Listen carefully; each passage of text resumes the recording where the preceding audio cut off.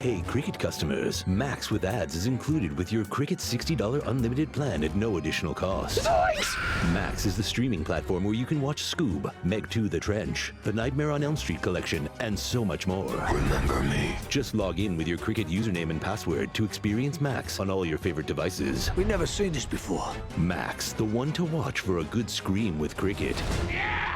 Phone plan streams in standard definition. Programming subject to change. Fees, terms, and restrictions apply. See cricketwireless.com for details.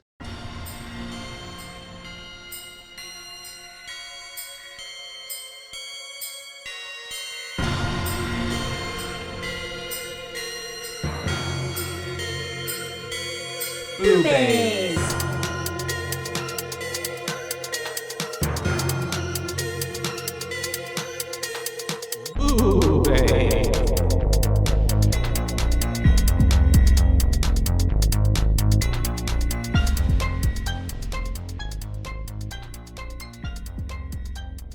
Well, hi. Hello. And welcome to Boobies. Boobies. That's right. We're your hosts. I'm Joshua. And I'm Caitlin, and we're chaotic. And we're talking about some Donnie Wahlberg. Donnie Wahlberg. Because if you see this Saw title, 2. Saw 2. Continuation of our little I'm holding Saw up my endeavor. spa gloves. Caitlin's wearing her spa gloves tonight. Yeah, and my all the hands fingers are are chapped. the same length. Yes, my pinky, thank God.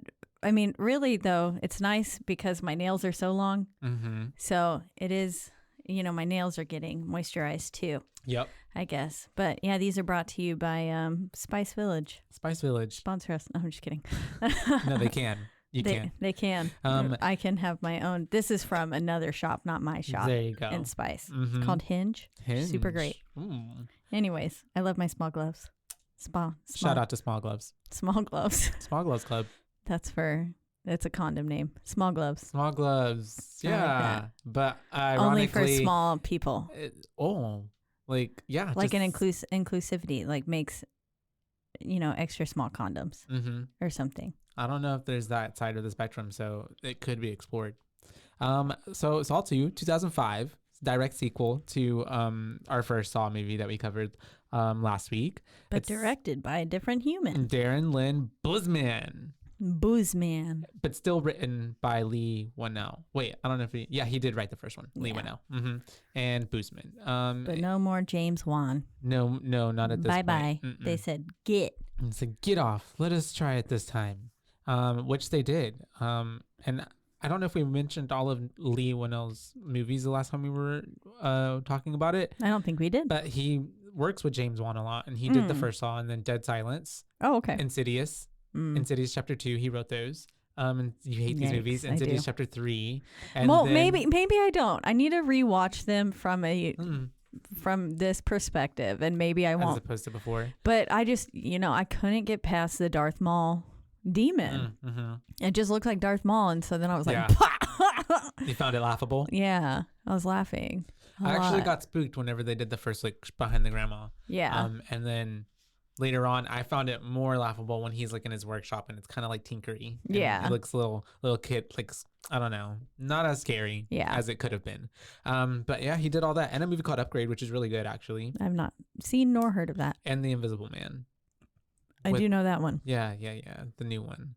But yeah, we got him in here right in it. So it's a movie that has a lot of twists, a few twists in there, and a few elements of less as it. Well, it's still copy, but I feel like it was less crime scene investigative type of way. It was, if we're following, Randy's rules for a sequel.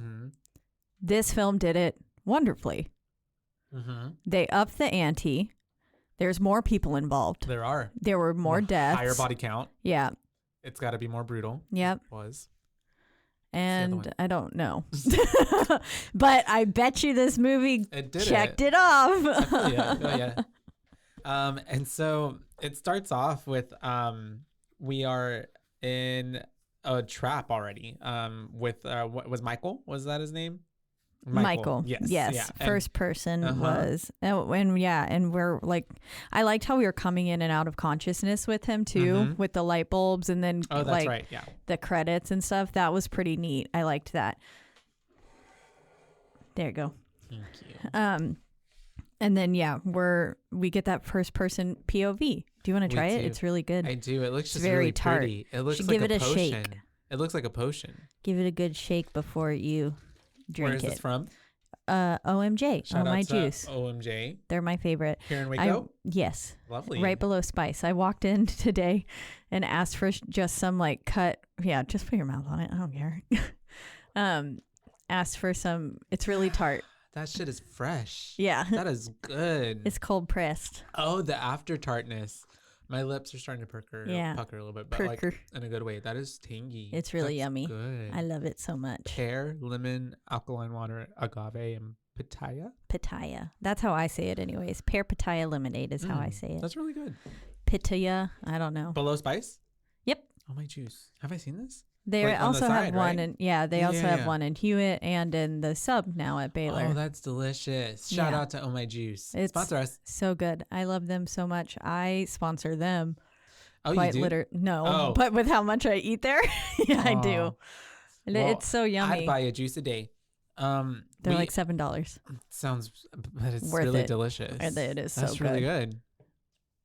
It's worth it. And so we are playing a game because we get Jigsaw on the TV after we do see he's in a head smash thing. Smash, a death mask is what he called it, like or a Venus flytrap is what he called it. Yeah. And so we get Jigsaw the puppet because that's technically Jigsaw, Jiggy. I refer to the clown as Jigsaw. Right. And then he's John. Yeah. Yeah. So Jigsaw comes on and he's like, Michael, it's time to play a game. I want to play a game. You've wasted your life by watching people. Society calls you a snitch. Yeah, literally. And so it's kind of... I call you unworthy of living your life. It was pretty brutal. I was like, damn. Because he's showing him a video of like, this was you 30 minutes ago. Don't worry, you wouldn't have felt a thing. You were sound asleep. And he is like, I will give you one clue, and puts up that flash of the key, and it's like, here it is. I was like, LOL, here's the hint. This is exactly where the key is. It's not even a hint. It's like, there it is. And so then he's like, what does he say? It's how much blood will you be willing to shed to save your life? Yeah, exactly. Yeah. It was pretty good. It was good. To start off the movie. And don't fuck with the eyeballs because that freaks me out. I was imagining myself in this situation. I don't know that I could cut my own eyeball. I don't know that I could either. I'd probably die because I'm like imagining like once you start to feel a little bit of the pain, like your innate response is like stop doing that. Yeah. If somebody else was in there and could do it to me, I would maybe make it. But how do you override that like knee-jerk reaction to stop? Yeah. I don't think I'd be able to. I've been in like so much pain a few times. Like when I got my sternum tattoo, there was one time where right afterwards, I couldn't wash it myself. I had to have my partner at the time wash it for me because I couldn't. I was too I sore. kept I wasn't scrubbing it hard enough because I kept like being like, no, I don't want to. I don't want to hurt myself. Yeah. And then I had to be like, you do this to me, and then he was like, I feel like I'm hurting you, and I was like, you are, but that's the point. Fine, yeah, because you're more sensitive when you do it to yourself. You're like, yeah. And so it's what happens? Okay, yeah.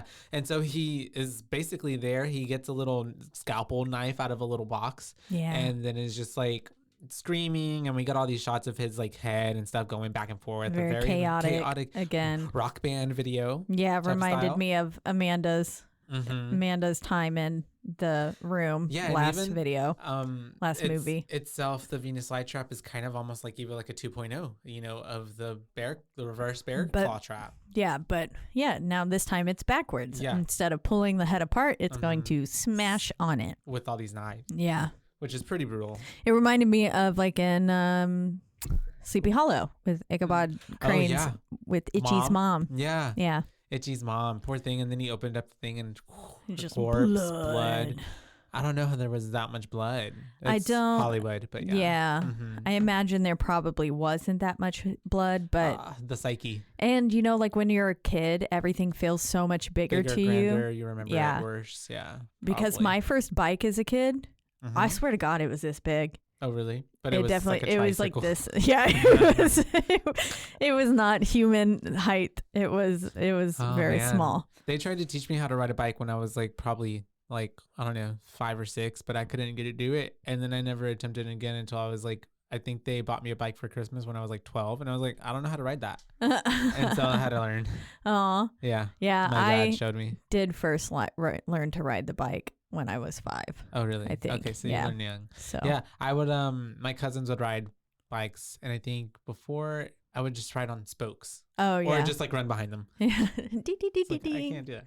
Cute. Yeah. Yeah, I loved riding bikes, but I would always rollerblade everywhere, like inlines, not quads. That's what I would do.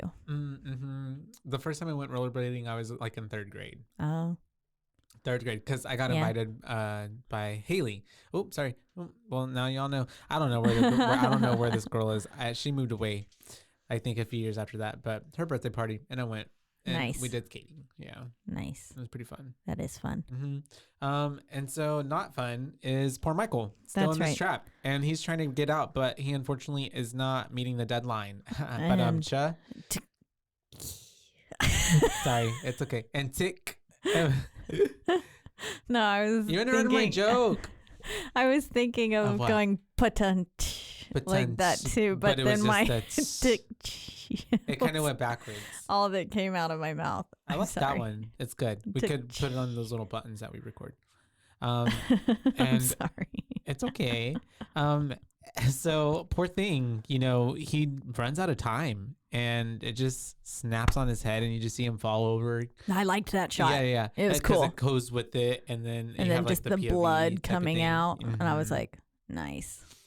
It's pretty cool. You just see his eyes through the mask, because it's essentially like a face kini. It's covering up his entire head area, and you have like just the little eye holes, mouth and eye holes. Yeah.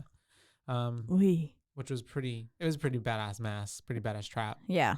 But as soon as it closes, we do get a title card after that. All that. Saw 2. Saw 2, the second one. They saw twice. We get an introduction with Donnie Wahlberg. He is walking through what looks like it's a hallway, but like it's essentially mall security, like mall prison. They were in a mall. Yeah. I didn't know where he was. I was like, father's picking his son up from jail. Yeah, it's jail. It's prison. It's hard time. No, it was like a mall situation, like a mall prison. Okay.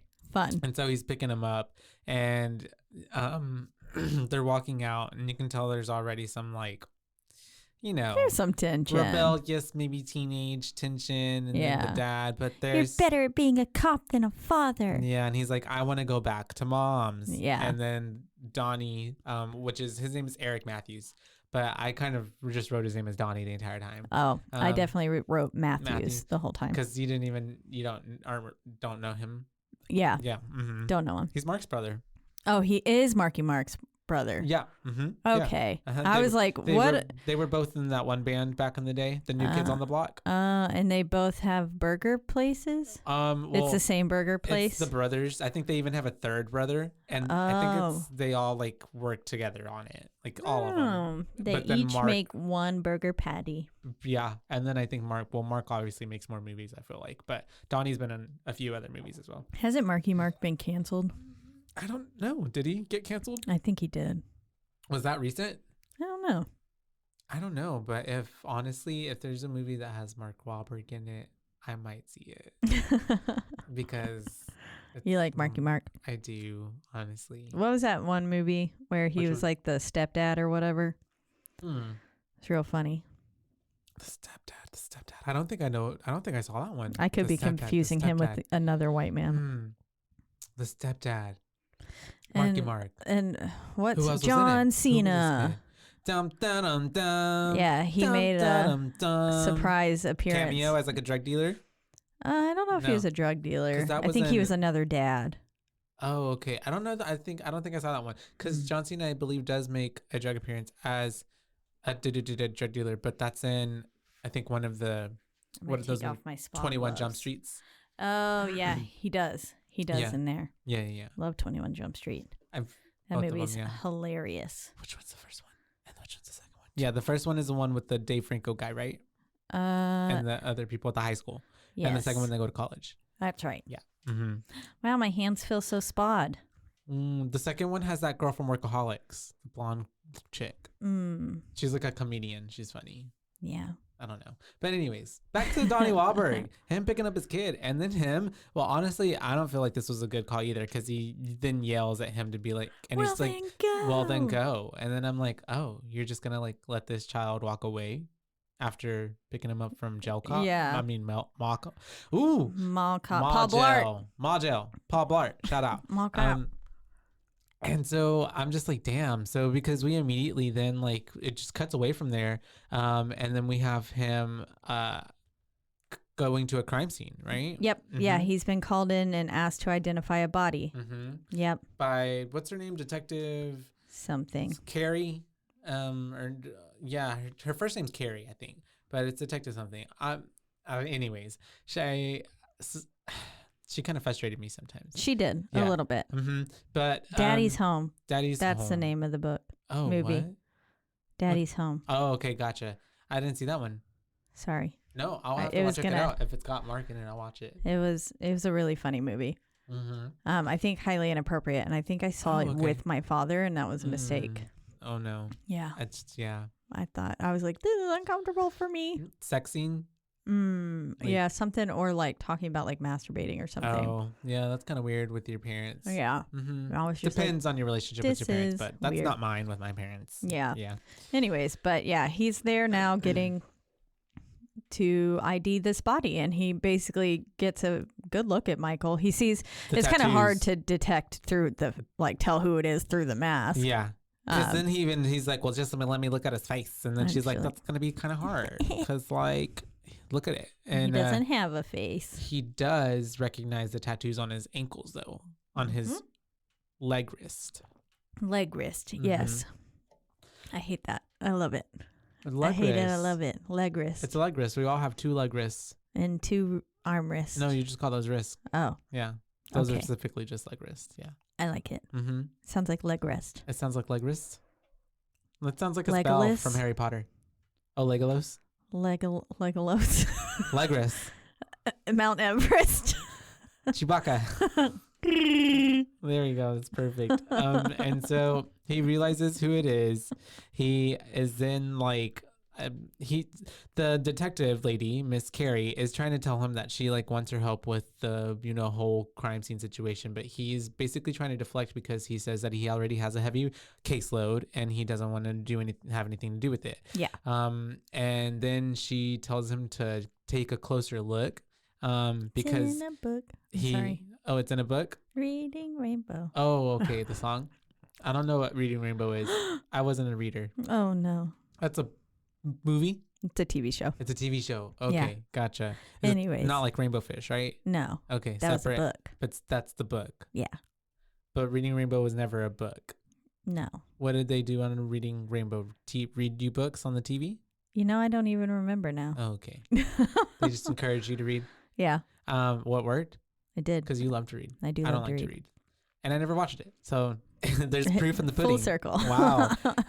And so she tells him to take a closer look, and he looks like at the ceiling, and it literally has painted in paint. Yeah. Detective Matthews, take a closer look. Look close. Yeah, look closer, Detective Matthews. Mm-hmm. And she was like, she's getting mad at him because she's like, Jigsaw's literally asking for you. Mm-hmm. You can't just not come be a part of this case now. He's called you by name. When he said this isn't the first time a psychopath has called me out, I'm like, how many psychopaths have you dealt with? Like murderers like this? Or it's wild. I mean, I guess if you're a hardcore detective or something. That line of work in the big city, I guess. Oh, yeah. Are they in New York? Where are they? I think so. It gives New York. It could also be Chicago or Boston. Somewhere like metropolitan. Mm-hmm. Lots of people. Yeah. Mm-hmm. High crime. But yeah, we end up then, I guess he's in like a dream, but like in bed. Yeah, and he's laying there, he can't sleep. Yeah, and he gets a memory because they're telling him to look closer, and he saw that on the steel that was for the mask. It said Wilson Still. Yep, Wilson Still. And so then he's like, we basically cut to the SWAT team, and he's calling in the SWAT, and they're gonna go check out the Wilson Still factory because he was like, oh, I've seen this factory before, I know that it exists, so we should go take a look.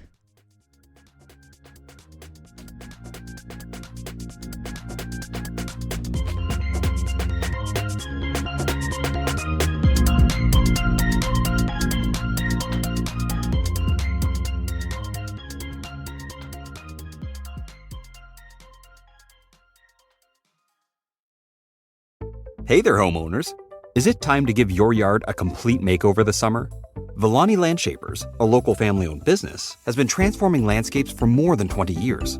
Villani Landshapers specializes in landscape design build, retaining walls, outdoor living spaces, and so much more. Request your free consultation today and check out their gallery of residential work at villani-landshapers.com. From the host of the popular podcast, The Only One in the Room, Stash by Laura Cathcart Robbins is a propulsive and vivid memoir about the journey to sobriety and self-love amidst addiction, privilege, racism, and self-sabotage. Best-selling author Holly Whitaker calls it an irresistibly delicious story, and MacArthur Foundation fellow and best-selling author Kiese Lehman says Stash is emotionally riveting. Buy Stash by Laura Cathcart Robbins now, wherever books are sold.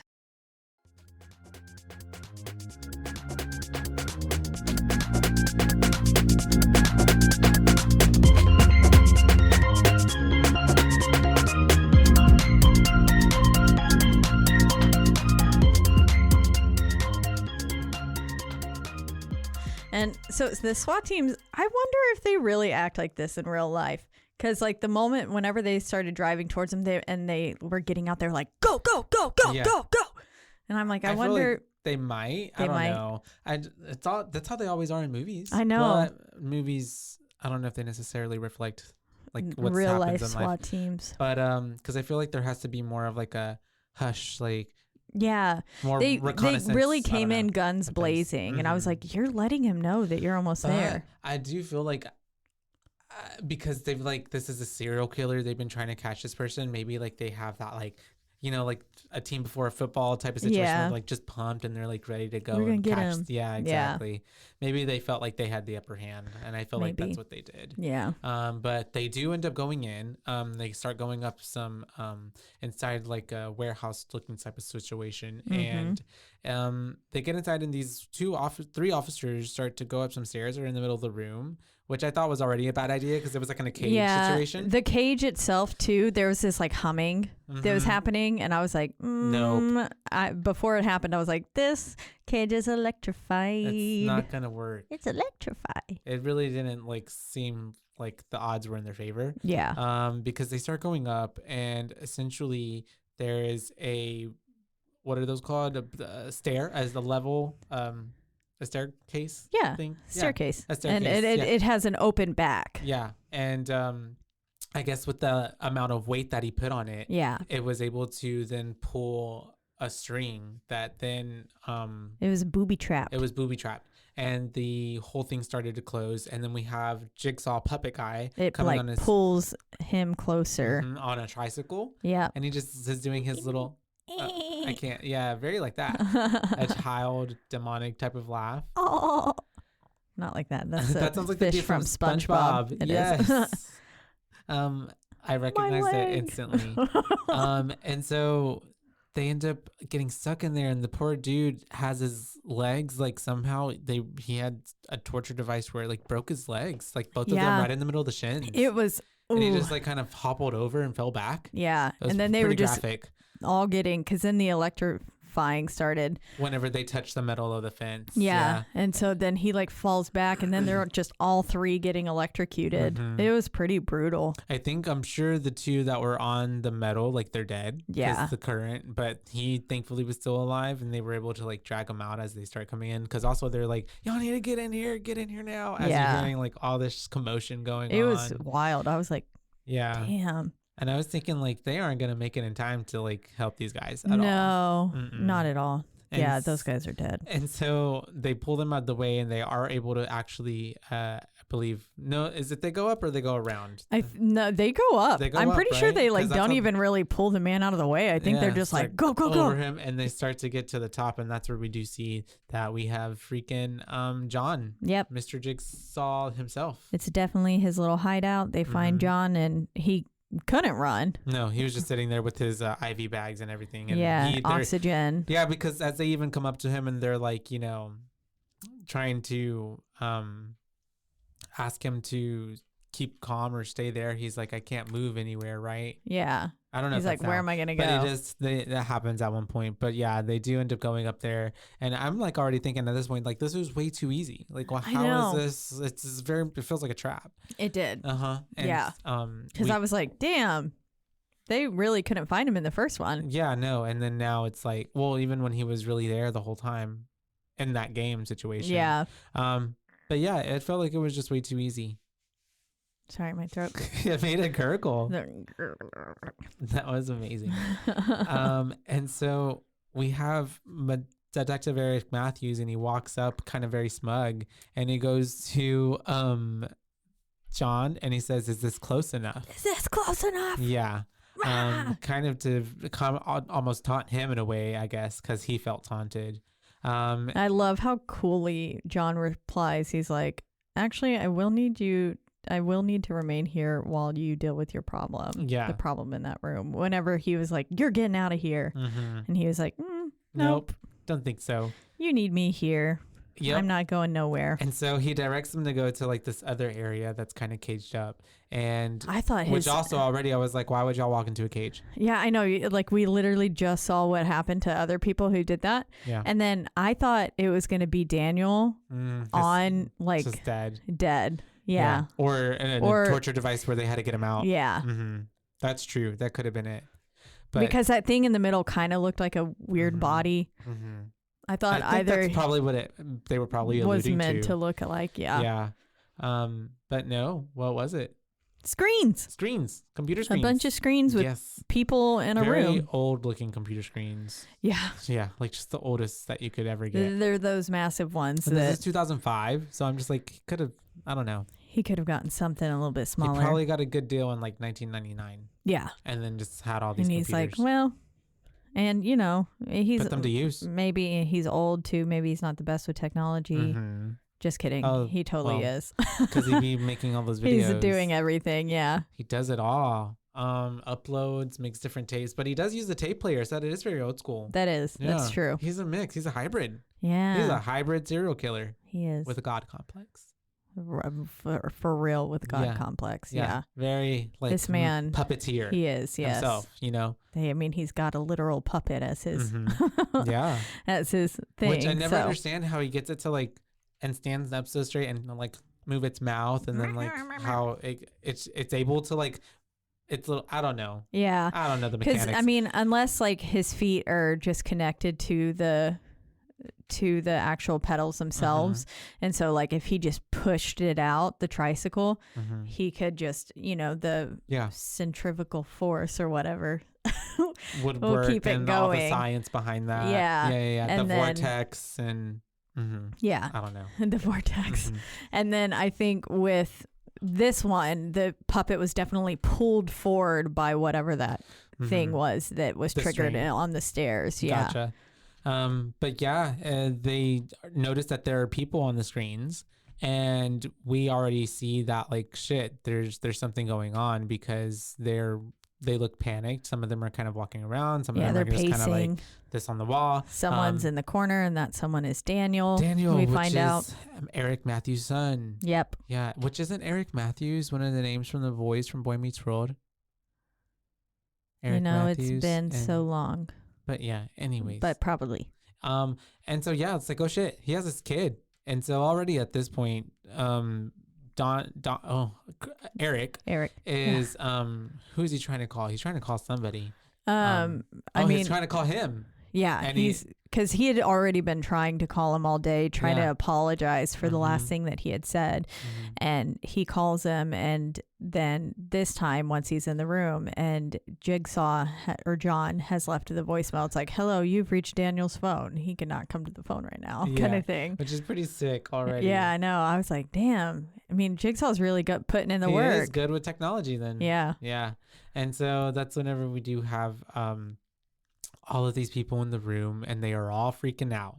Yeah. They're going through it because, of course, they just woken up in this place, you know, with no memory of how they got there.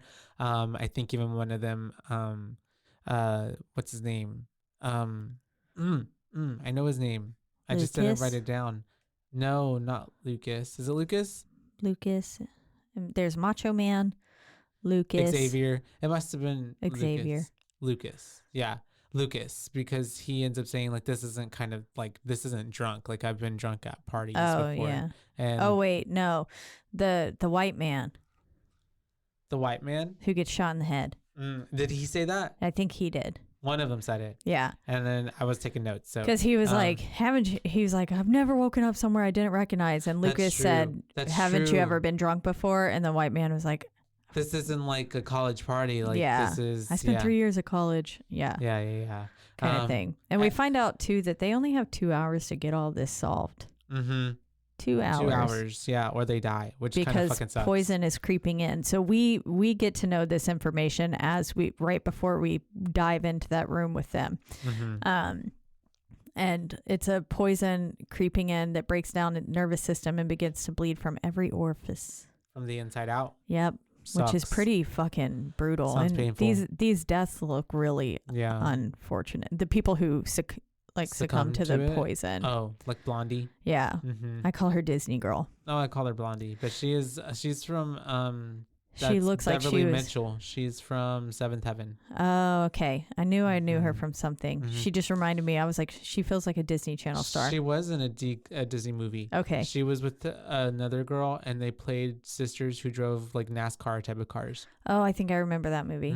Yeah. That was her. Yeah. Okay. So I call her Disney girl. Disney girl. And so we have Disney girl just looking fucking scared and terrified. Yeah. And then we have, of course, you said there's the white dude. We have Xavier, who looks like this really like kind of prison guard type of guy. Macho man. Yeah, which he plays the entire time. The same type of character. Very like meathead. Yeah, very just not a nice guy. Yeah. Very mean. Very mean. Very violent. Yeah. Very much so. We do learn later he is a drug dealer as well. Yeah. And so he and along with the rest of the gang are trying to figure out why they're in there essentially. But we do have Amanda waking up off the floor, which threw me for a loop because I was like, what the fuck is Amanda doing here? Because if you remember, she's from the first movie. Yes. I was like, escaped. Oh shit. Yeah. That's Amanda. Yeah, same. I was like, oh fuck. And it's like all caps. Yep. And they she's already looking like, you know, obviously startled to be in there, and she's like freaking out because she already knows what's going on. Yeah. And she's not happy about it at all, the least. Not excited to be in this situation again. No. But this time, guess thankfully that she doesn't have that reverse bear trap on her head. Yeah, it's true. She does have a new haircut. She does. That we didn't see in the first one. Made it a little bit harder to notice her at first when she was popping off the floor. Yeah, I was like, is that Amanda? And then I was like, oh shit. Oh shit, it is Amanda. We also have a dude in the room that has a hoodie, and he's acting super shady. Yeah. Hella shade. Hella sus. Obby. Yeah, Obby. Obby. What a name. He does look like But it's Dobby. spelled Obi. Obi, yeah, right? That's why I was like Obi, but it's Obby. But he pronounced it Obby. Maybe because of miseducation. Yeah, maybe. But Obby, yeah. Yeah. The whole time he has his hood up, he doesn't pull it down until the last second. And the way he does it, it's very like... It feels like, he felt like a villain unmasking literally. Himself. Yeah. Which, as we find out, is not too far from the point. From the truth? Yeah, from the truth. But basically, Amanda freaks out, and then she finds the tape recorder we need. She finds it in like a brick wall. She starts looking all over the room, and everybody is already looking at her like, why the fuck does this bitch, like, what is she looking for? What is she doing? Why does she know this? Exactly. Yeah. when everybody else feels so lost. Yeah. And so she pulls them out and she's telling them like, we need to listen to these to save our lives, essentially. And basically it says that there is if you're familiar with the Tokyo subway attacks, you will know its deadly effects. There's a poison seeping into your blood. And he says there's several anecdotes that are hidden around the house. One is inside the safe. And he says, you all possess a combination to the safe. Think hard. The numbers are in the back of your mind. The clues to the order can be found over the rainbow. Once you realize what you all have in common, you will be in a better understanding of why you are all here. X marks the spot for that clue, so look carefully. Let the game begin. Yep. That's what he. And that's essentially it kicks off the whole thing, and we do have they would fail at an escape room. Oh yeah, they didn't start working together at all from the get-go. Communication's so important, you guys. And there were so many clues given throughout that entire little thing from the tape. I know, they just got like 5 to start with, while the other guys had like 0. And they end up finding that key as well that was with the tapes. Yeah. And they try to use it on the safe, but it doesn't work, I believe. Or not the safe, but on the door. They try to go use it on the door, even though it says, do not use this on the door. Exactly. On a piece of paper. And immediately. And they're like, fuck it, we're going to do it anyways. And it's the white guy that I don't think I ever remember I got a name for. Yeah. I'm sure he's listed in the credits somewhere. But he ends up that's white guy turning the key, and he's looking, which also too, there would have been like the situation, like that's a lot of like John predetermining that someone was going to put their eye to the people at the same time that they're doing that. Because I maybe would have like not been standing off to the side. I might have looked, but then like opened it. Yeah. I don't know. Well, Xavier was the one turning the key. It's true. I believe. While he was looking. Yeah, while white guy was looking. And then so I think that's what happened. Oh, I thought it was the white dude who turned it. Yeah. My bad. Okay. I think so. But still, I think that's why he was looking sucks. through it at that time. And then boom, he gets shot right through the head. Right through the eye. Yep. And it goes through because his head is just blown through the other side. Yeah. It was pretty gnarly. Pretty good practical effects. Yeah, it was. Whenever he was laying there and you could just see like the back of his head. You could like see little chunks of brain. I was like, ugh. Ugh. Yeah, it was pretty good. And it's also a pretty like shock factor when you're watching a movie. Like it's like right in your face. Yeah. Like, he just gets shot. Yeah, it was like especially everyone else. Close up. Then it cuts to Disney Girl, and she just has blood sprayed all over her, and everyone else does. And she's like, because it happened so fast that they're even like, what the fuck? And he's just falling on the ground. Yeah, they're all freaking dead, out. Limp. Yeah. It's pretty sad. And then Amanda comes in and she's like, first though. Yeah. Amanda comes in and she's like defending Jigsaw at this point. She was like, I've been here before. Like I played this game before and he wants us to find a way out. And I was like, girl, are you defending him right now? Yeah. Which makes sense. Lines up. Yeah. Yeah. But I was like, she's also there to like kind of facilitate, I feel like, and orchestrate the game as well. Since she's on the inside. Like a game master. Spoiler alert. Yeah. She's on the inside. She is. We also see that Eric is just watching all of this on the monitors as it's unfolding. Yeah. Unfortunately. And he's just like, yeah, they're just watching it all. And so Donnie goes to talk to John, and John essentially says, the way to ensure that your son like stays alive, you have to talk to me. And what's he say? Like until the time is up. Yeah, he just says like I want a little of your time, detective. And he's like, I just basically only want to talk to you, no one else. And until I think it was like 5 minutes or something. It was something like not ridiculous. I don't even. Yeah. And then he was like, then you can have your son. Yeah. But he kept getting up, and then but yeah, we end up having him telling him that, and then he goes to tell the rest of the cops and everyone there, like, hey, he wants to just speak with me and me alone. I need to send y'all like not outside, but like just not.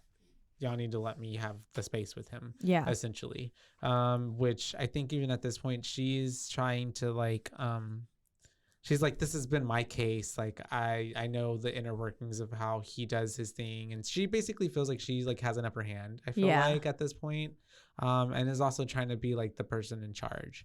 But at this time, I believe that it cuts back to the people in the room and they're searching and trying to get the safe open, I think. Yes. Mm-hmm. Yeah. And before that, slightly, sorry, Eric was like not wanting to go talk to him too. Mm-hmm. And I was like, boy, your son is on the line. Yeah. Like, why are you not just like, as she says, humor him? Yeah, that's right. She does. And I was just like, what the hell? And then I also like the line where he was like, I'm going to like fucking hurt you or something. And John's like, I'm a cancer patient. How could you possibly put me in any more pain than I already am? Yeah. And I was like, so dead serious. Damn, like, John. Yeah. He's speaking facts. Very rhetorical. Yeah. But I couldn't wrap my mind around like why he wouldn't even just give this man the time of day. Mm-hmm. I was like, since his son is dude, on the just line. if he says that he can, like, it's at least worth a shot. But yes, anyways, we are back in the room. And they're searching, they're kind of looking around, and then the door opens. Yep, the door opens and they can go into more rooms. Yeah, exactly. Because, well, at first they're a little apprehensive, but they do open it and they start looking around. And that's when Xavier starts going off, even though I think they start saying Lucas is like, hey, we should work together. Or something like that. Lucas the whole time was like a voice of reason, trying to really connect everyone and really work through things. He and someone else too throughout the whole thing was like, we should think back to the tape. It might have been Amanda being like, we should really listen to the tape, but everyone else, especially Xavier, was just going off the rails. He the whole time was at a like 10 when he didn't have to be. No, for real. And even Lucas was trying to like talk to him about that, because he gets outside out of the room and he gets into this where we see these big double doors that say exit on top of them. And I thought this was going to be the X marks the spot. Oh, that makes from sense. Exit. Yeah, from the clue. But it wasn't. And he starts like going ham on the door, doesn't he? Yeah, he starts trying. He's like to hacking it away, but he can't get it open, of course. And they're all coming out at this point, I believe, right? Yeah, trying to look around, like kind of one by one. And we're getting pretty girl starts coughing up blood. Yeah. The color brunette. I think we find out her name maybe later. I think I have it later down in the notes, but yeah, she's coughing up the blood, and then obviously the key won't work on the exit that's to that door, so Xavier throws it on the ground, and then Lucas picks it up. Yep, which is important for later. It is. And at this point, we do have the cops, and they're getting the room cleared, and it's giving time to Jigsaw and Eric to talk. Yep. And this is where he says, the rules are simple. You have to sit here and talk with me. And that's it. Like, you just have to sit here and listen and talk with me. That's all I'm asking you to do, which is like, why the fuck is that so hard? I don't know. But I really like how he went into, because he was like, oh, Jigsaw, that's what they call you. And he was like, no, my name's John. That's what the media coined me. I never encouraged the name and all this stuff. I just, the Jigsaw piece was only a symbol, and it was only ever meant to show that the person was missing something, a vital piece. Which also kind of seemed like, well, that's very much like, if he's just trying to like prove to people like, you know, they could do better, give them a chance on this, that's also very sadistic on his part. Like, how does he not see that? Yeah. But also, he's a crazy person, so yeah. That's true. Yes. Is this who you're talking about as Lucas? Yes. I don't think his name is Lucas. Oh. Because I was like, I thought they called him Lucas at one point. Kind of, maybe the white guy was named Lucas. Oh, maybe. They definitely referred to someone as Lucas later on in the film, like way later.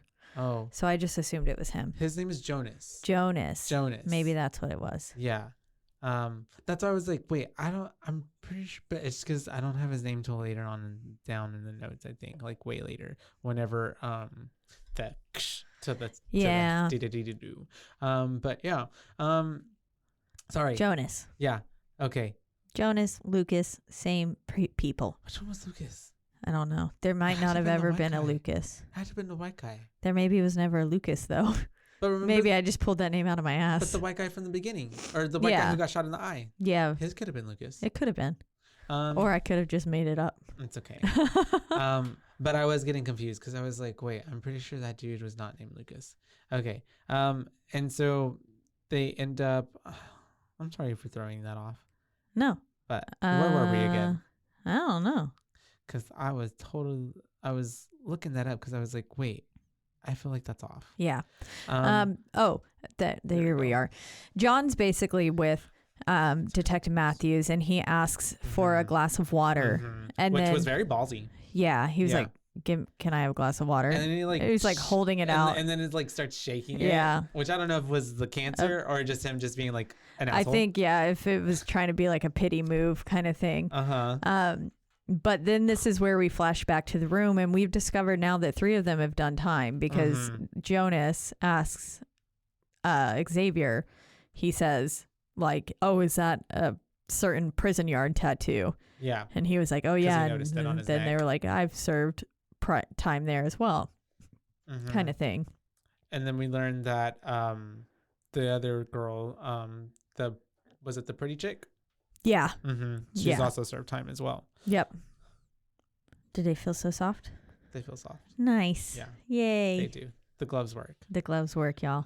And so at least for 2 uses. I think while all that's going on, and even Amanda starts to come out and she turns on the light switch, she comes out with Daniel, not too far behind her if he wasn't already there. Yeah. But then Disney girl, she finds a door. Yep.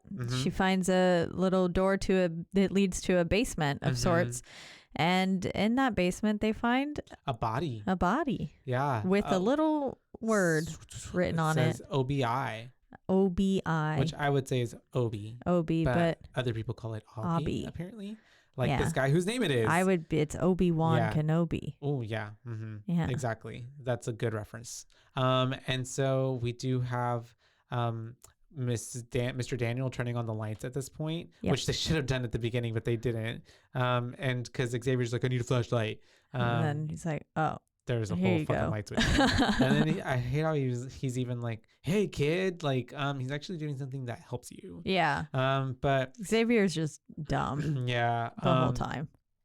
The skinny guy who had the hoodie on the whole time is like, oh, that's me. That's me. That's my name. Yeah. Yep. And then there's a tape attached to it, and it starts with it saying like, Abby, you fooled people with your lies and deceits, and even going as far as to help me kidnap these individuals to get them here. And I was like, I love how John just puts them on blast in front of everybody. Yeah. Then everybody's kind of like a little cock, like a little, their heads cock up a little bit. And then but I love how he's just so unfazed by it. He's not even like, he was like, oh shit. Yeah. He's just like, well, yep. Yep, I did it. That's going on. And the whole tape is telling him, basically giving him some clues, essentially. And he can help. And he can essentially get them 2 vials of the antidote. Yep. And he says, once you're in hell, only the devil can help you out. Which is important because whenever he's inside hell, there's a little drawing of a devil next to like how to turn it off. I just put that together. I didn't even think about that, but you're right. There's a little Satan drawn up there. Yeah, he's like a little mischievous looking devil guy. Because and so after hearing that message, they do all kind of like I think it's like Xavier, he's like, what the heck does he mean? What you helped kidnap us or what? And he's like, yeah, I did. Yeah. He's just so nonchalant. Cleanly, yeah. Very just, He's like, you would have done the same if you And what about it? Yeah. He's like, and you would have done the same if you would have been in my shoes or something like that. Yeah. I guess because obviously John had something against him or was using him in some way. This whole thing was part of his game. Maybe he was already in another game before this and was very much like Zepp was. Yeah. He was just a pawn. Yeah. Essentially. And so he ends up getting bucked up to by Xavier, and he has a knife pulled to him. Yeah. And after getting threatened with the knife, he like, what do you call that? Like pushes it on his skin and just like cuts himself. Yeah. Like a little. He allows the blade to slit his neck a little bit. Yeah. And then I love how slices it just a bit. Everybody in the room is like, not bad. Everybody's like really shocked. Yeah. By him doing this. And even what do you say? He's like, if you're gonna threaten me with a knife, you might as well cut me. Yeah, something like that. Yeah. And then after that, they all start turning on him. Yeah. Very quickly. Do. Because what's her name? Disney girl remembers, oh, now I know why I knew him. She remembered him as being the last person she saw before waking up here. And she was like, I was kidnapped. And I was like, girl, all of you were kidnapped. Yeah. Every single one of you. All of them. And maybe You're not special. Maybe not all of them were kidnapped by him. Maybe he only got 2 of them or 3 of them, Yeah. Yeah. He was Amanda could have gotten the others. The other 2. Do you think, now that I'm thinking back about it, do you think that Amanda was the one who slid out of the car and kidnapped John? I think so. I think so too. Yeah, I think so. At the beginning. Yeah. For the first one. Sorry. Yeah. Whatever. It had to be someone else, because if it wasn't Zep, then it had to be her. Yeah. Because those were the only 2 helping. Yeah. But it could have been Zep. It could have been Zep. But it would be really cool if it was her. If it was her. Yeah. I want to believe, because she wears the pig mask later. And because, exactly. And at this point, we do know she has been working with him since that first time. And that did happen before Dr. Lawrence Gordon. Because whenever those events happened, he had said in the restroom area, he's like, this happened 5 months ago, 6 months ago. And that's 5 months. how he knew about all that. Exactly. So she probably could have been a part of it already. I like to think that it is her. And so we do have then Obi saying, okay, if you don't mind like getting the fuck out of my way, I'm going to try to help y'all. Yeah. But one of them's for me. Yeah. Because there were 2 vials in there. And so he ends up, it's obviously like, I wouldn't even have, I don't know. I guess you have to, but man, he ends up, it's what would you call that? I don't know what it is. A furnace. A fire pit? Yeah. Oh, a furnace. Like yeah. an oven. That makes sense. Yeah. Where you would put coals, I guess, and it would create heat. Yeah. Yeah. Like Sweeney Todd making meat pies. Yeah. And just like there's no like caution. Like he just like goes in there. He doesn't just kind of shimmies on in. Yeah, because I would like poke my head in maybe just an arm. I don't know. Test something that's not your whole body. Yeah, before something just sliced me. And then also like look up a little bit before then, because he just puts his whole body in there. Yeah. Like in 5 seconds. And then he's just automatically pulling, which I agree. I would be acting quickly as well in that situation and like be trying to get those things down and get out before like some sort of timer went off and I was trapped in there. But he should have maybe noticed a little bit faster that the weight he was pulling the door shut on him on the second they're attached to something. vial. Yeah. I'm sorry I skipped over also Blondie. She had passed out, right? Or like kind of fell down at one point during that little, like when they were turning on him. Oh, yeah, maybe. Remember she broke the bottle? Oh, right. Yeah, she was ready. She was ready to pounce on him. I wanted to know so badly why she went to jail. Me too. Because she says like I went, but didn't say why. We never got an explanation. I was like, we would have to assume that it's like falsely by Mr. whatever later on. Yeah, but that she's been framed. I feel like they were all already prior criminals before that happened. So she had done something as well. And so, we do have all of that happening. He ends up pulling both the vials, and then of course the door slams on him. Yep. And at this point I'm like, man, well, this dude's a barbecue, because there's no coming back from this. Yeah, that must smell so bad. And lo and behold, the flames start coming out. Yeah. And they just kind of start at his legs, like his feet and then his legs, and it inches its way up, essentially. It doesn't just all come all at once. Which is even worse. He does see, right? Because it's like impending doom, and then you're just cooking. Yep. Yeah, slowly. And so he does see, like you said, that little Satan that's drawn on the other side at this point. But he can't get to it because it's just he would have to go through the fire to get through it. Fire the whole time. I mean, I don't know. I don't feel like he has the will. Yeah, to do that. And so he ends up just kind of scooching all the way to the other side. Yeah. Which at this point, there is a door on that side. Or at least a little window. And they're all trying to like get the hatch open, but it's obviously too hot. So they're using like a jacket, but they can't get it open. Yeah. So I don't know. The dude's just kind of screwed, to be honest. And whenever they do actually bust that window open and he like gets halfway out, I was like, y'all could have got him out. They could have tried a little harder. They could have pulled him out, I feel like, because the hard part would be getting your shoulders through that. Yeah. But even though after that, like he would have died. He would have succumbed to the wounds. Those are 3rd-degree burns, and he would have just like, after a couple hours, just died. Yeah. A gruesome death. But what really sucked is that whenever he did punch through the opening, he got the side of him out that didn't have the vials in his hand. Yep. So like it didn't help anyone, which I'm sure at that point they might have. Or the vial was in his hand, but he used it on himself. Oh, okay. Too, or something like that immediately, or it got busted up in the thing. Commotion. Yeah, but there was one in his hand, and it was ruined. That's right. So that was very, very unfortunate. At this point, Amanda walks out because I feel like it's all too much for her. Yeah. Quote unquote. And then we cut back to John talking to Eric Matthews. Yep. And he's saying like, the problem is that we have a human race that doesn't have the will to survive. So like everything that Charles Darwin talked about in survival of the fittest doesn't come into play. It doesn't matter. No one wants to live. No one has the will to live. So there is no survival of the fittest because people don't want to survive. And well, it's all just too easy now, you know, like they don't have to struggle. Like there's no foraging and hunting and gathering and stuff like that. There's no like food chain per se. And then he's also kind of, you know, making a mockery of Eric and being like, you know, you didn't care about your son until now you know that his life is on the line. Yeah. Death changes everything. It's causing you to act now. Exactly. Yeah. And he even brings up like, what's the last thing you said to him? And it was like, oop. And of course we flash back to him on the pier. Just go. Well, then go or whatever. And it's like, eek. Yeah, pretty awkward. And so even at this point, I think John starts bringing up his cancer and like, it's just, he's so butthurt about being diagnosed with cancer. And he's just like, well, fuck it. Yeah. Most people I feel like who are diagnosed with cancer just end up having, I don't know how, and maybe it's all false, but like, I feel like all the time they're like, really like, I'm going to beat this. And they're so positive and upbeat. Yeah. Well, because you have to be. Yeah.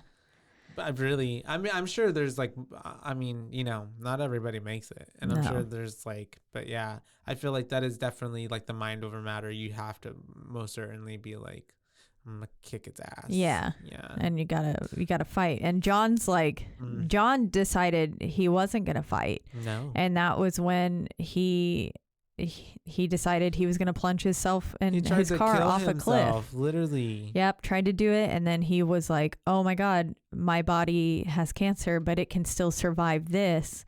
What a like amazing feat of my body, basically. Yeah. And he says now that he's doing this to test people who want to end their life, to basically see. Which is the most like ridiculous and just crazy, like lunatic, like to make people appreciate the life that they do not deserve, basically now. He's really taken that trauma and went a really dark way with it. Yeah. Because he says that whenever after you've like experienced all of that. Yeah. And you know your timeline, like when your time is up, he says you see things differently, you smell things differently. And that was when he decided he was gonna test people and make them figure out the vital piece of them that's missing or whatever, and find their will to live. They do. And well, that's what he believes he can make them do. And so he's so like narcissistic that he actually believes that he's helping doing people. A good thing. Yeah. Never mind the fact that he's fucking them up. Very Thanos. Yeah. But we end up having, I believe Eric is like going back to talk with the other Copperoonies. But at this point, every time that he walks away, because John keeps saying, don't forget the rules. Like, don't forget the rules. And so essentially I'm just like thinking like every time he gets up and walks away, like he's not following the rules of him just telling her, you need to sit here with me and just talk to me. You're just supposed to stay here and listen. Exactly. And then he was already breaking the rules because he had a walkie-talkie. Because he had a walkie-talkie there the whole time. And obviously John knew. Because John is not dumb. John is actually pretty fucking smart. And then we're back with the gang. And Disney Girl's dying. People. Blondie is passing out. Yeah. She is not cut out for this. She is literally on all like aspects, emotionally, physically, spiritually, like probably her pH is just like probably off balance. She's going downhill. Yeast very infection. Fast. Well, and all the chemical, what is it? A poison? pH. Yeah. The balance. Whenever you say pH, I only can think of vaginal pH. That's what I meant. Okay, you did. Vagina. Good. But I don't know much about vaginas, so do buttholes have a pH? No, I don't think so. Oh, interesting. I don't think there's pH any butthole. pH. I will look into it. We'll put a pin on that. Yep. And so you can look at my butthole. You maybe find out. Okay. What do they have? Don't they have test strips? You can put a test strip up in there and see like what where it you comes pour out it as. to see if it's like for too acidity acidic levels or basic. Yeah. Okay. Anyways, and so we do have whatever Miss Amanda being weird because Daniel's trying to talk to her, but she's kind of being shifty, and then she starts talking about how like why she's there. She tried to kill herself. Being very nice to herself. Yeah. She tried to kill herself, but then she tried to kill herself, but then she resorted to being a junkie, and then she went through the whole thing. But then after that, she ended up just cutting herself, and so that's why she's back here. Yeah. And then the whole time we figured out that she was falsely imprisoned for possession, or she went to jail for possession. I think she said she was falsely imprisoned at this point. And a cop put her there. Yeah. And then that framed her. Exactly. And he's talking to her about his dad, and he almost mentions his dad's a cop, but he's like, my dad's just a real hard ass. Yeah. And she was really trying to prompt him to do it so that way they could all realize that he's Detective Matthews is the reason that they're all there. That's true. But of course, she obviously knew that. Yeah, she did. But then we flash to Macho Man Xavier trying to open the trap door. Yeah. What trap door? There's a trap door. Yeah. He's trying to get into a room. Yeah. He's trying to get into this room. And then as soon as he goes into it, because there was no lock on this one. There was no lock, but obviously they're like already telling him like, hey, you probably shouldn't even go in there. And then he tries to push it, and then finally he does get it open, but we do see that it's attached to a string and it pulls, and then it starts a timer. 3 minutes on the clock. That's all we got. Fucking Xavier, because this is for him. 3 minutes to save the world. He gets a little tape and he starts to play it, and we're already like, we've got like 30 seconds already gone, I think, by the time they start playing the tape. Yeah, I was like, damn, he didn't really give them much time at all. No, not at all. Because the tape says, you've been a drug dealer, you've made your money of making other people offering hope to the desperate. Exactly. So now it's time for me to put you to the test of seeing you can do the same thing. Yeah. And he basically, at the same time, Daniel found underneath the bed like this hole in the ground, and it's a pit full of syringes. Yep. Used needles. Yep. I don't know if they had drugs or anything in them. Maybe not. Maybe I'm or something. Guessing not, because Amanda was remarkably not high. That's right. Sure. Yeah. Yeah. That also had to have been a lot of drugs. Yeah. Because there's thousands. I would imagine thousands. Yeah, there had to have been. Because the thing is so full, and that's like a thing. I don't know. Yeah. Like whenever she hit the ground or hit the pit, this moment, there wasn't even any. Because poor thing. He says on the thing on the tape, he's like, it will literally be like trying to find a needle in a haystack. Yep. And he's like, you will have to go through this, Xavier, and come out alive and better and whatever. And no, Xavier doesn't have to, because what does he do? He immediately grabs Amanda and throws her into the pit. He fucking threw her in. Oh, dude, this is one of the most brutal like scenes I've ever seen, because I know. You see the reaction of everyone else, like, oh my God. And she's even like, no, she's thrashing. No, she's like, get me out of here. The way she just falls in, and you just see all these needles just stuck in her. Go through. I don't know how they pulled that off, because it looks very real. It did look very real. I don't know how they pulled that off. And maybe it was. Literally. She went through it all. She's a method actor. But it's really sad, because she's just in there, and she's at this point a team player, even though she's on both sides of the team. But she's just like thrashing and throwing these needles and trying to get to the key, which I'm assuming she already knew where it was anyways. Yeah. And I don't think that she was assuming that he was going to throw her in there. No. Yeah. I don't think they planned for that at all. They did not account for that. That was a really big wild card. Yeah. And so she's like, fuck. And so she's trying to get the key. I think he's even like yelling at her, and she's like, shut the fuck up, Xavier, which obviously it's due. But she does end up finding it. She does. And then she just tosses it up. Of course, Xavier doesn't get it. He's like 1 second too late. This is the most like maddening thing, because yes, it doesn't. He drops it at one point too. Yeah. As he's trying to get it in. Get the keys. Get the goddamn made her keys. go through all of that, and he's not and even he didn't able to even open it. and couldn't even just, pull through because there was an antidote behind there, right? Yep. Yeah, and so it's at this point, even though I was already very suspicious of Amanda, I'm like, fuck, that is fucked that really up. sucks. That is ooh. And then I think we get even more info that the blondie, everyone's been in jail for something. That's where she comes in talking about that shit. She's like, you 3 have been in jail, we'll make it 4. So have I. Yeah. And she offers no information. Yeah. But we're back with the Copperonis, and they're talking to the detective lady, who kind of sucks. Yeah. And that's what I wrote. She is like, she comes up with the brilliant idea of threaten to destroy his work, and like he's relishing the opportunity to be studied.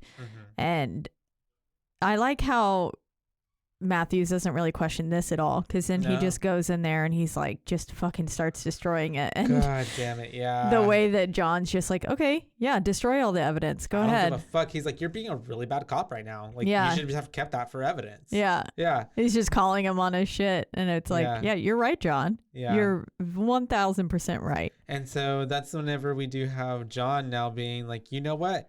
You're a bad cop. And you know what? These people are all in this room because you falsely imprisoned them. Yep. You were a dirty cop and you planted evidence to get your whatever it's called.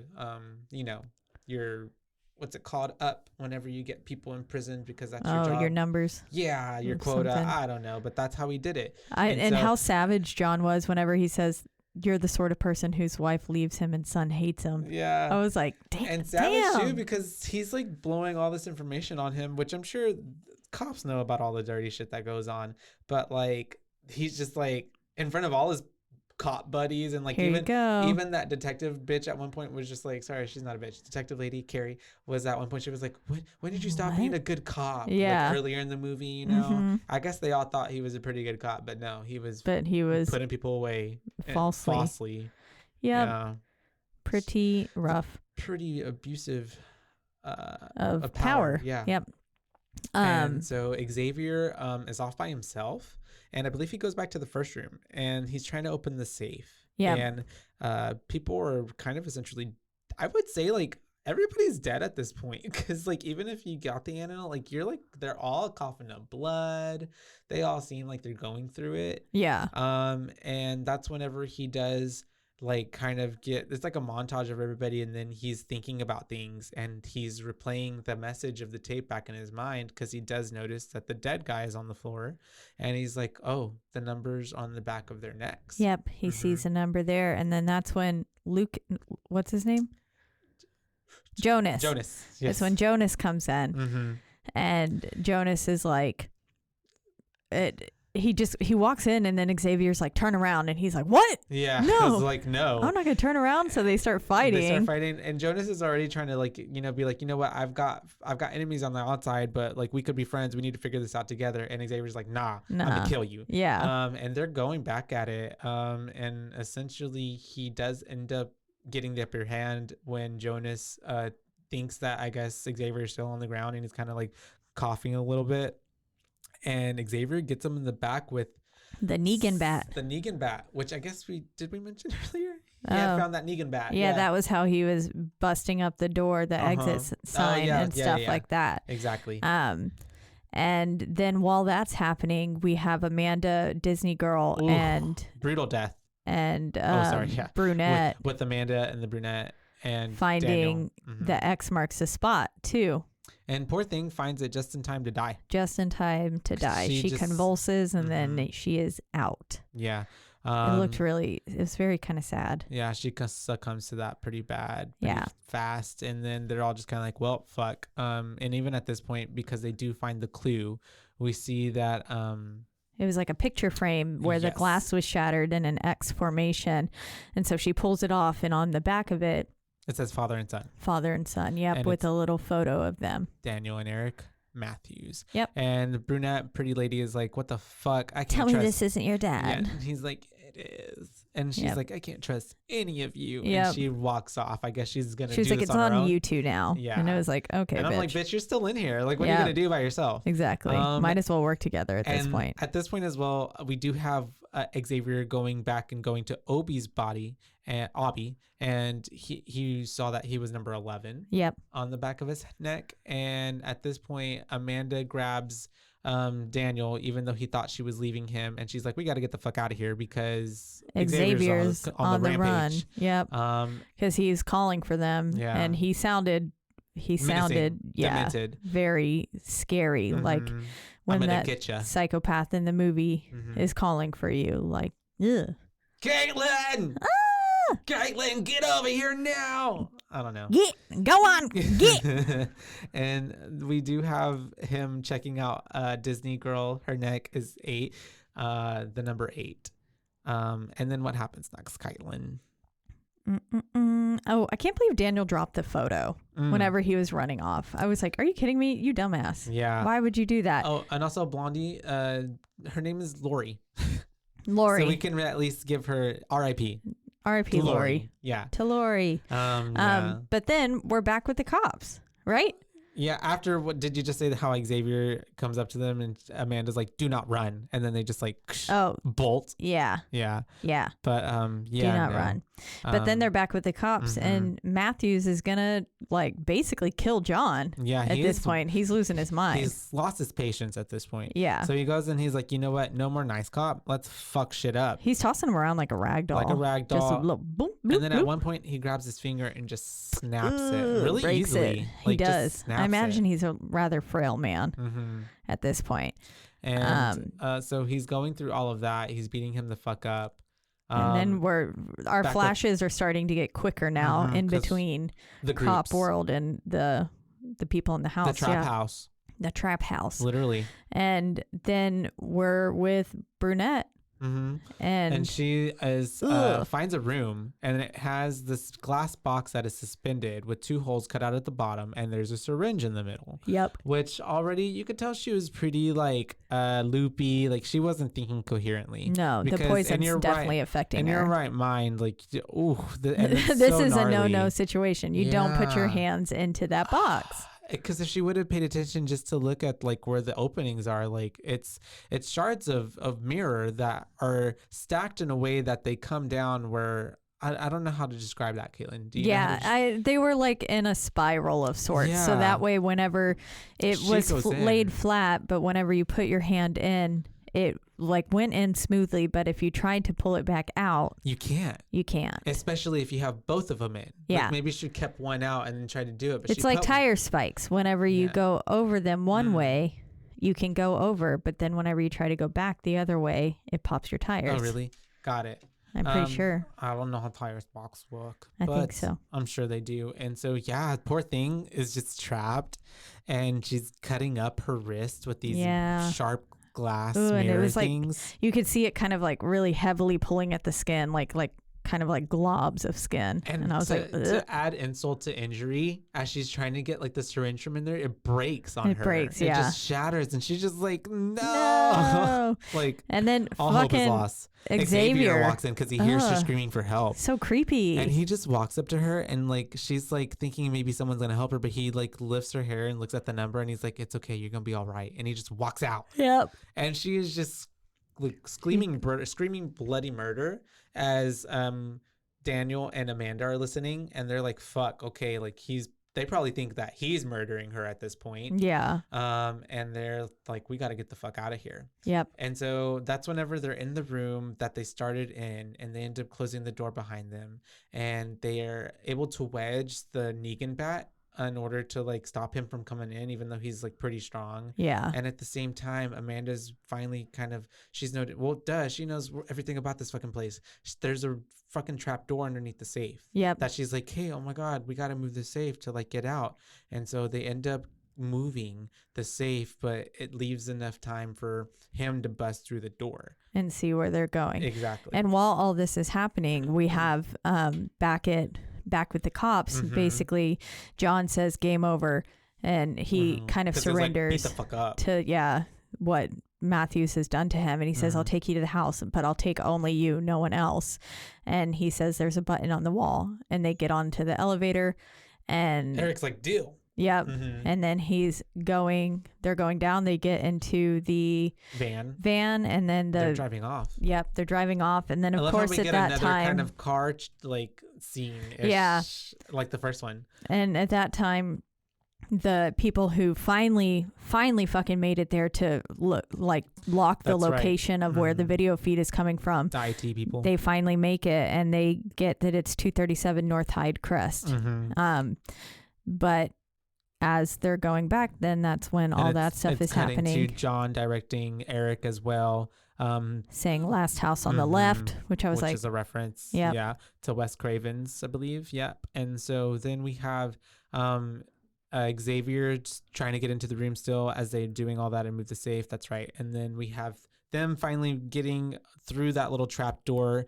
He ends up going through it. Oh, and I guess they did need the key, which was in Jonas's hand. Pocket. Yeah, it's in his pocket, right? Pocket. Yeah. And so they get the key that way. They're able to open it up and they go down. But obviously Xavier is really close behind them, so he's able to see that they open it up and he goes down after them. Yep. Which basically leads to some tunnels. Yeah. Essentially. And so that's whenever we do have Mr. Eric Matthews and John getting to the house or whatever, the trap house, and John gives him a key and he's like, "You're going to need this." Yep. And he ends up, but he says something cryptic about it. Yeah. I don't remember, but something like that. It's locked and you're going to need this, basically. And he does end up going inside, and he's already calling out for Daniel at this point. And that's whenever Xavier hears that he's calling out for him, and he recognizes who it is. And he's like, "Oh shit, like you're the cops kid." Yeah.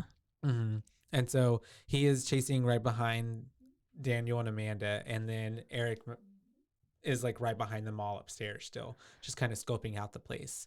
And then we also have the SWAT team getting there, but I believe it's at a different time in reality, because basically, or by that point, I think Daniel was never in the house. No, he wasn't. Yeah.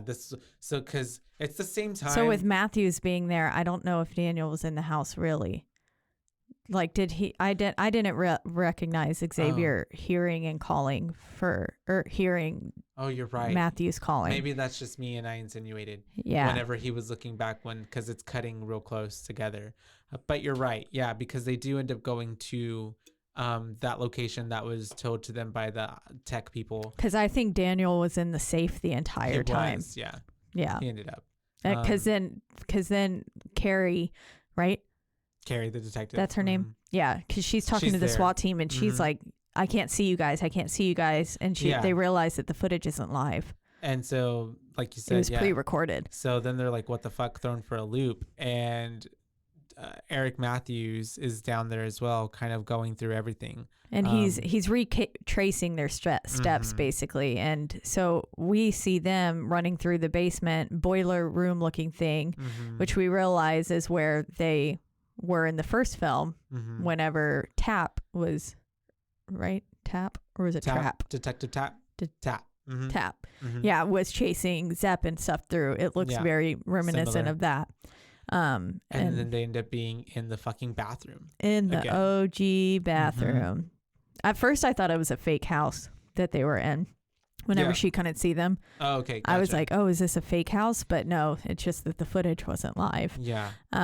But I couldn't believe that Adam and Zepp's bodies were still there. I was like, damn. And they were like, ugh. They looked like, if you left a apple out and it started rotting. And then it just turns black. Yeah. And gross. That's what their bodies looked like. Yeah. I was like, ew, ew, ew, ew, ew. And no proper burial whatsoever. Nope. Just dead. They were never discovered. And so they're in there. And then, of course, we get this. I love how the lights come on, too. And we're like, oh, my God. It's such a good nostalgic callback to the first one. Yeah, it was. And we do have them. I think there's a cure or something, right? I don't know. I think I'm like, is that a cure? I don't know why I said that, but it's in my notes. Yeah, and then I'm not sure, but they're basically dying in the bathroom. And Xavier gets into the bathroom. Yep, he follows him in. And Amanda's like, how are you, like, you need me to see the number on your neck. But he's like, LOL, nope. Psychopath. Starts cutting off his own flesh. And there was no way he would get that perfect little flap of skin. And I was like, it looked like a little piece of lunch meat. It did, like ham, like bologna, and how he cut it off, and then like, what if he would have sliced it in the like? How did he know? Yeah, like, you know, like, I know. I was like, what if he sliced that thing in half, and then he's you got can't even make it legible. Like you can't even read it. Yeah. That sucks. Yeah, it's screwed. Shot himself in the foot, but he ends up doing it. He's like showing it in her face, and he just puts it in his pocket, his little neck pocket. And then we think that Daniel at this point is pocket like meat. Just incapacitated. He's passed out. But just as soon as Xavier is going to kill Amanda, Daniel pops up and kills Xavier with the fucking saw from the first movie and slices slits his Macho throat. Man's throat. Which is pretty cool to see. It was. I was like, hell yeah. Yeah. And then this is where finally Matthews is getting down there now, and we see Xavier's dead body, and it's dark in there, and we don't see Adam, or sorry, we do see Adam and Zeb. Yeah, but we don't see Daniel. We don't see Daniel and Amanda. And I love how it's like, how is this all timed out? Like, I don't know the orchestration of all this, because like it was never live, but then it's now, but then I guess Amanda had to have been waiting here the whole time. I don't know. Yeah, I think Amanda did. I think she delivered the body back. They went and put Daniel into the safe. Finally got him to call, like got him there. And so then this all had happened like maybe the day previously. Yeah, probably. I think it did. Yeah. And then poor Daniel's been in that safe the whole time. Yeah. Yeah. But yeah, Eric Matthews is in there, and he ends up seeing a hand kind of draping out of the tub, and he gets closer and closer, and bam, Pigface comes back up. Yep, Pigface comes out and stabs him with some sort of hallucinogenic or some sort of poison that renders him unconscious. Yep. And then we get the safe opening back up at the headquarters, and Daniel's inside of it with a breathing mask, like an oxygen mask and stuff. And even at the beginning, John did say your son is in a safe and secure place. Yeah. And when we're done talking, he will be free. Safe. Yeah. Yeah. That was right there in the room next to them the whole time. Yep. And so all he had to do was listen. Failed. Yep. Horribly. He really did. And poor Daniel was just like like whenever he sees that people are there in the room, and he's like coming to. Yeah. And then I believe at this point we do come back to we're like figuring out like this was all fucking set up of for Eric Matthews, because we get kind of like a montage of like all the things that had been happening. Yeah, and just kind of like exactly like we did in the first. Yeah. It had a little flashback of the whole movie, and it's taking each of the little puzzle pieces from the movie and fitting them together for us. And it's basically Amanda's the one playing the game now. Yeah, and she became a follower of him. Yep, and she's been helping him, and the answer is immortality, as in John and Jigsaw like can never die. Yeah, and he's basically creating a cult.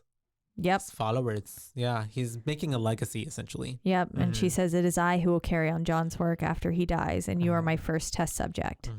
And as then he's all chained up and stuff. Yep, chained to the wall. I'm like, she's essentially his apprentice, what an apprentice would be. Exactly. And that's whenever she's like, game over. Game over. And just shuts the door on him, just like how the first one ended. Yep, exactly. And then the same exact door, which was really cool that they ended up there again. But it's her and not John. Yeah. And then because she's supposed to be taking over. And then we do see John is still in the van. He's still alive. And then it just cuts and fades to rock music. Yeah. And credits.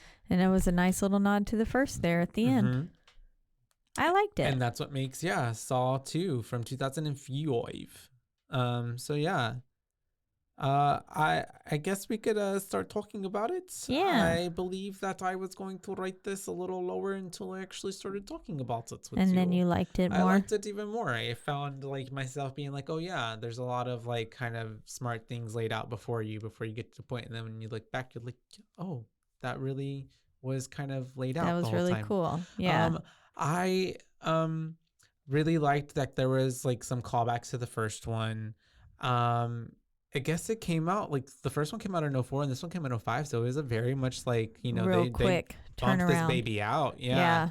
I actually enjoyed, like you said, that there was more people in this. I enjoyed the style of like I have some fun facts here for you. Okay. I enjoyed the style of how it was more of us trying to figure out kind of like an escape room essentially for these people. It really was. And unfortunately they were just dying the whole time. That's the whole reason I don't like escape rooms is because people cannot work together. Yeah. Shit like this happens and then it's just like, ugh. Especially this shit. Yeah. I thought the death scene for Abby was pretty gnarly. Yeah, that was. I liked it.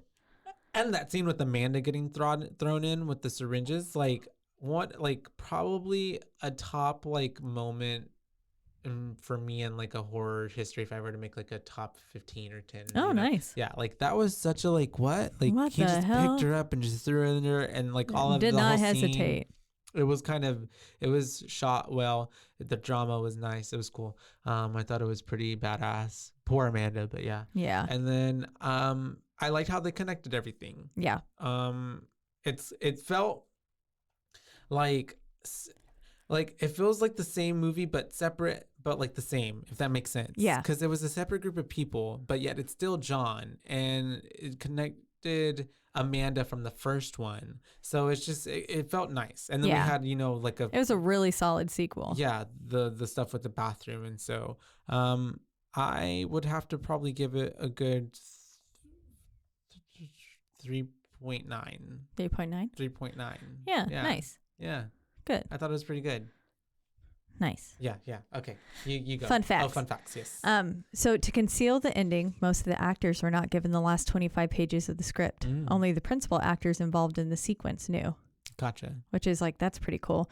It took 4 days for 4 people to replace all of the syringe tips with fiber tips for the needle pit trap. With fiber tips? Fiber tips. Yeah, so like little soft things. Interesting. Yeah. Well, I'm glad they did that. Yeah. And I'm assuming with prosthetics, they just glued like half syringes onto her, but it just looked like they were just going through It looked really good. Yeah, it really did. 5 alternate endings were shot for this film. Oh, shit. Yeah. Did not know that. I want to look up the alternates then. And it took boy, were we wrong. It took approximately 120,000 syringes to complete the needle pit trap. Jesus. 120,000. And I just said, what, 1,000? Yeah. Yeah. We were like, maybe 1,000? 120,000? 120,000 bro. Thousand syringes to complete the needle pit trap. I don't ever say bro, but like that made me say bro. That's yeah. a lot. That's a lot of syringes. Gelatin and a little water were added to the needle pit to make the syringes more movable and slippery as well. They replaced all those fibers with the 120,000 needles. Yeah, I guess that's why it took 4 people 4 days. Damn, that's what they were probably working straight. They were. Jeez. The whole movie was shot in 25 days, by the way. Oh wow! And all in one building. I can see it. Yeah, which I can definitely believe the one building all in one thing. Type of situation. Yeah. Which is really neat.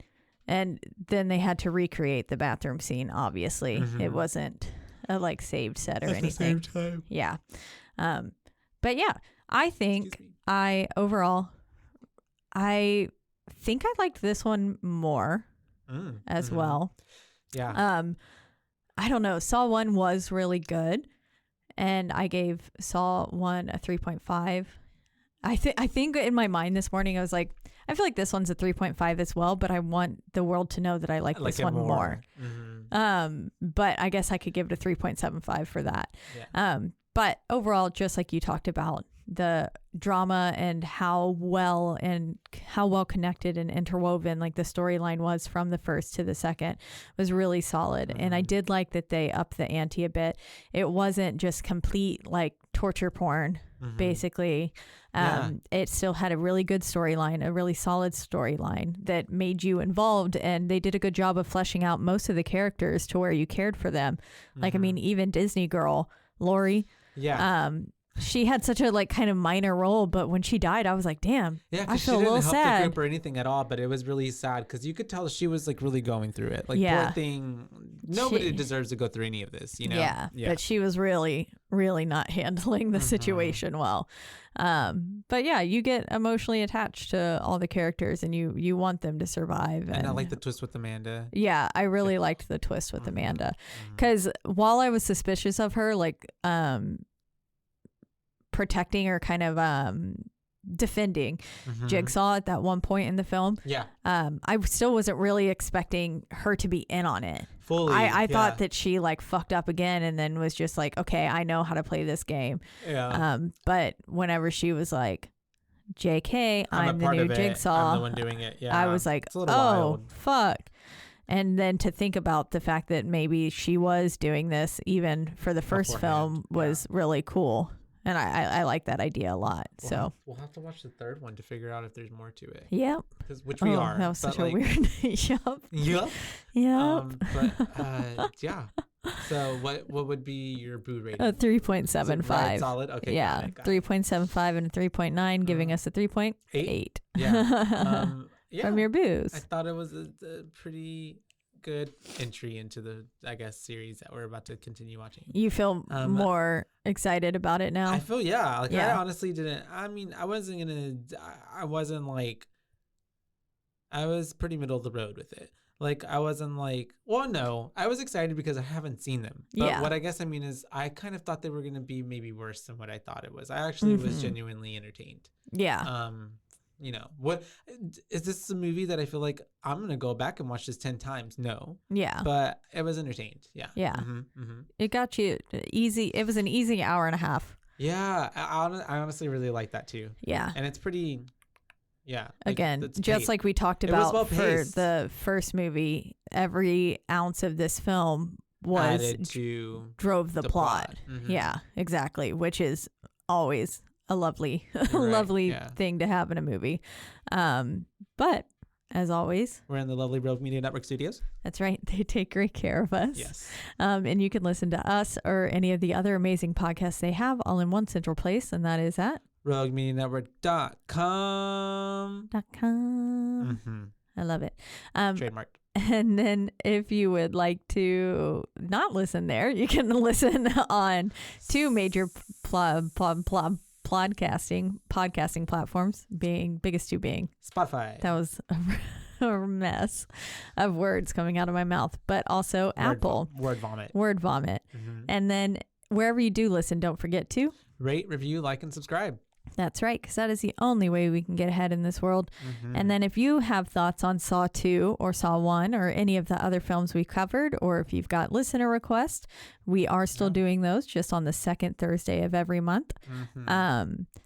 You can reach out to us on our one social media platform, and that is at Boobays Podcast, BOOBAES, because we're your boobays, not your boo babes. That's right, and it's on Instagram. Oh yeah, I did that backwards. Well, I paused. I didn't say it. Oh my I'm bad. messing up this time really bad, and I'm messing you up. No, you never mess up. It's okay. This is all part of the flow. It is. Everybody knows the outro. Yeah. And y'all know what it is. You know what it is, you guys. Please hit us up. Let us know. We want to hear you and your interesting movie likes and dislikes. Yeah. And let us know your thoughts on Saw 3 and we'll read it aloud. Yeah, for sure. But until next time. Until next time, you guys. Bye, bays. Bye, bays.